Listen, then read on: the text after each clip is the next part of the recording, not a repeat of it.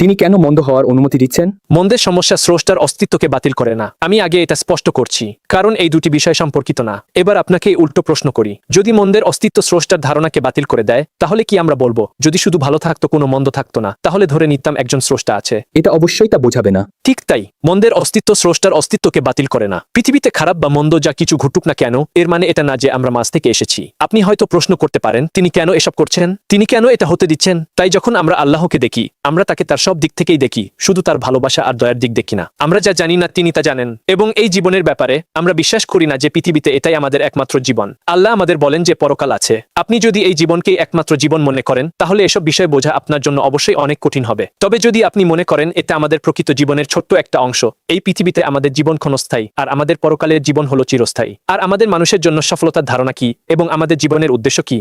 আমরা মুসলিম হিসেবে বিশ্বাস করি আল্লাহ আমাদের সৃষ্টি করেছেন তাকে ইবাদত করার জন্য, চিরস্থায়ী জান্নাতে প্রবেশ করানোর জন্য।